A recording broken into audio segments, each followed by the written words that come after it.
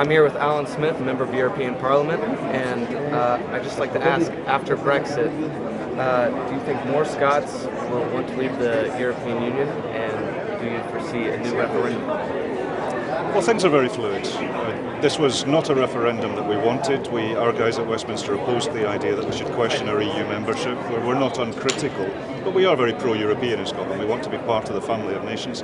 We voted convincingly to remain in the EU, 62%. That's a very clear majority across every polling district in Scotland, so that's clear. So in terms of where things are right now, there are ways in which we could fix this. We acknowledge the UK Constitution, of course. We had a referendum about that in 2014. But we also acknowledge and demand that Scotland's democracy be respected as well.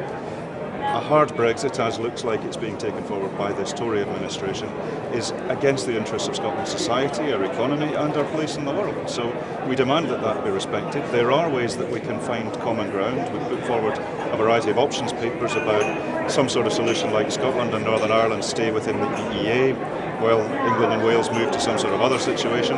So there are things that we can do. We are engaging in good faith with the UK government. But yes, an independence referendum is on the table, because that means we're taken seriously, and the London government should not underestimate the anger that exists within Scotland about this situation that we didn't ask for and we didn't campaign for. And also, the Scottish National Party is obviously a very pro-Scotland party, but in this age of nationalism becoming a dirty word, how do you retain a national identity while also upholding values that you've had for so long? Well, we're pro-independence, and in the English language there isn't another word other than nationalist. I don't see my politics as nationalist. We want to be in the heart of the European mainstream. Independence for us is not about being separate or apart, it's about joining. It's about joining the UN, joining NATO, joining the EU as ourselves, because a country of 5 million people, like Denmark, like Sweden, like Finland, like Ireland, we'll be able to form common cause with our allies and friends across the EU. We want to remain within that framework.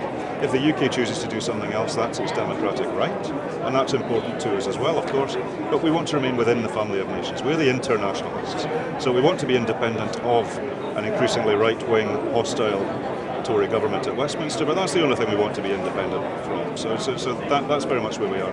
We're in the European mainstream, and we sit with the Greens in the European Parliament, have done for nearly 20 years here, and nationalism in Scotland is a qualitatively different thing to nationalism in other countries.